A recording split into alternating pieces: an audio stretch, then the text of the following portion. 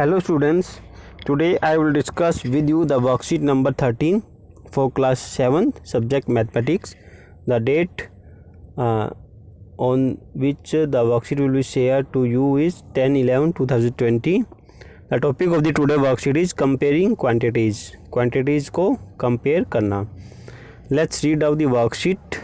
So there are two boxes. In first box written here ratios to percentage. Ratios को percentage में convert करना. When parts are given in the form of ratios and we convert them to percentages. देखिए बच्चों, ratios को percentage में convert कैसे किया जाता है. पहले तो आप देख लेते हैं कि रेशियो क्या होती है. जो अनुपात को रेशियो कहते हैं. 1/3 जो ऐसे लिखा जाता है इसको हम रेशियो कहते हैं. और परसेंटेज में कन्वर्ट करने के लिए हमको 100 से मल्टीप्लाई करना होता है तो परसेंटेज में आ जाता है. अब आगे पढ़ते हैं. If 15 sweets are to be divided between Monu and Sonu. अगर 15 मिठाइयाँ मोनू और सोनू में बांटी जाती है, so that Monu gets 3 sweets. Monu को 3 स्वीट्स मिलती है और सोनू को 12. What percentage did each get. कितने परसेंट सबको दोनों को मिली है वो निकालना है.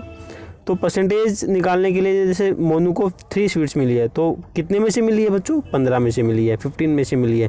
तो 3 डिवाइड बाई 15 या 15 होगा.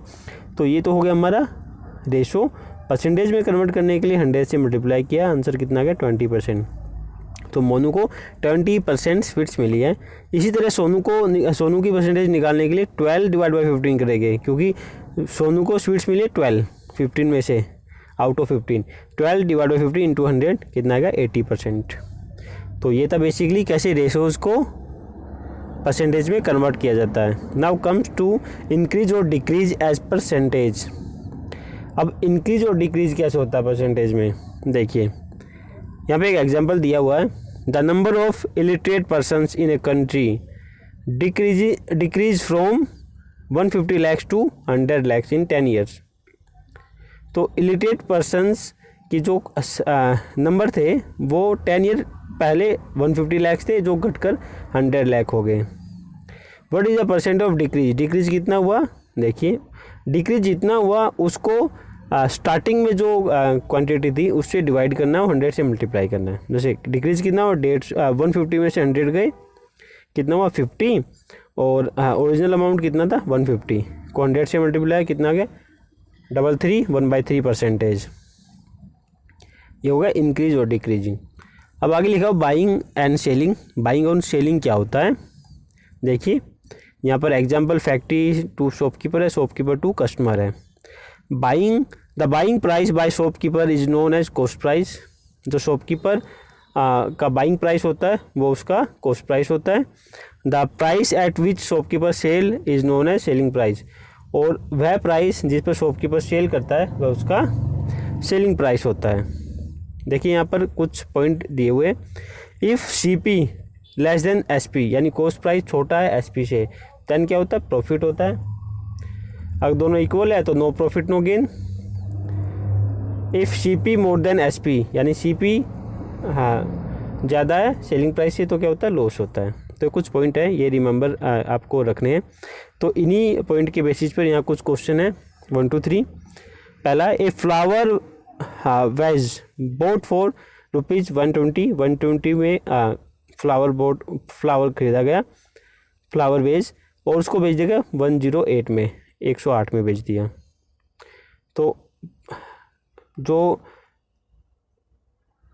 कॉस्ट पर जो खरीदा जो बाइंग रेट था वो 120 था, सेलिंग रेट 108 है यानी कम में बेचा. तो इसमें क्या होगा लॉस होगा, कम में बेचा ना.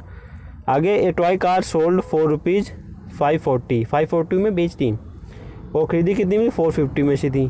तो ख़रीदी कम की बेच दी ज़्यादा की. इसमें क्या हो गया प्रॉफिट. यहाँ होगा प्रॉफिट.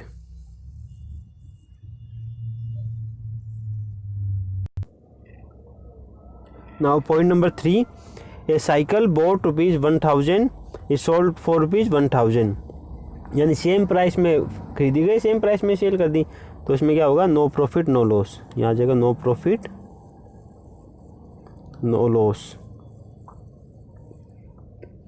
आगे बढ़ते बच्चों. प्रॉफिट और लॉस एज परसेंटेज या प्रॉफिट और लॉस एज पर परसेंटेज निकालना है। तो अभी दो क्वेश्चन दे रखे हैं, उन दो क्वेश्चंस को देख लेते हैं। पहला क्वेश्चन है cost of an item is ₹50। एक आइटम की कॉस्ट प्राइस कितना 50 रुपीज़ है। It was sold with A loss of 12% और उसको 12% लॉस पर सेल कर दिया गया। Find the selling price, selling price निकालना है। तो यहाँ पर जो गिवन है वो लिख लिया, CP 50 है, लॉस 12% और सेलिंग प्राइस निकालने का फॉर्मूला है SP = CP माइनस लॉस। अब लॉस कैसे निकलेगा, लॉस होगा 12% किस पर 50 पर, क्योंकि हमेशा लॉस परसेंटेज प्रॉफिट परसेंटेज हमेशा कॉस्ट प्राइस पे निकलती है। तो 12% ऑफ 50 कितना होगा ₹6। अब फॉर्मूले पुट कर ली सारी value, SP = CP minus loss. Value put करने के बाद हमारे पास आ जाएगा 44। आगे देखते हैं क्वेश्चन नंबर 2। रसीद परचेज ए टीवी फॉर ₹9,000। रसीद एक टीवी को परचेज करता है 9,000 में। After 2 year he sold it for ₹6,000। 2 साल बाद उसको 6,000 में बेच देता है, यानी 2 साल बाद मतलब 3,000 लॉस पे बेचा है। तो उसका लॉस परसेंटेज निकालना है। देखिए बच्चों, लॉस कितना हो गया 3,000 का हो गया। और फॉर्मूला क्या होता है लॉस परसेंटेज का, देख लीजिए। Loss percentage = loss divide by CP × 100। अब वैल्यू पुट कीजिए, आंसर आ जाएगा 33 1/3%। अब ये देखिए प्रैक्टिस के लिए 2 क्वेश्चन दिए गए हैं। पहला क्वेश्चन है an item was sold for ₹540। 540 क्या सेलिंग प्राइस है। प्रॉफिट कितना 5% है। उसका कॉस्ट प्राइस निकालना है। ये फॉर्मूला दे रखा है SP = CP प्लस प्रॉफिट। तो इसका आंसर देख लेते हैं बच्चों। पहले का आंसर, कॉस्ट प्राइस को हम मान लेते हैं X। गेन कितना हुआ 5% हुआ है X पर।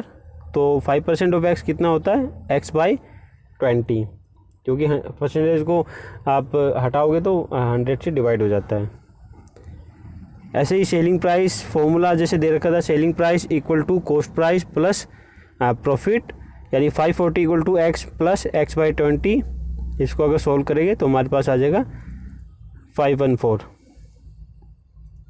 अप्रोक्सीमेट आंसर है बच्चों ये 514। तो ये था हमारा पहले का आंसर। और दूसरा क्वेश्चन देखते हैं। ए शॉपकीपर बॉट ए चेयर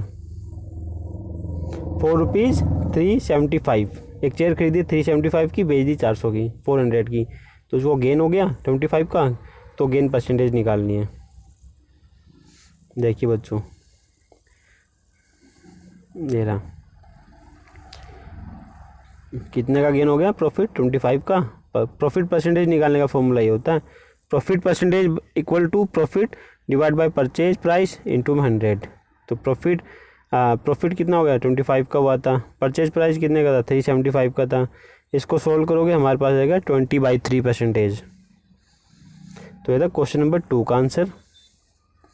तो बच्चों आज की वर्कशीट में केवल 2 ही क्वेश्चन थे। तो ये वर्कशीट यहीं पर कंप्लीट होती है।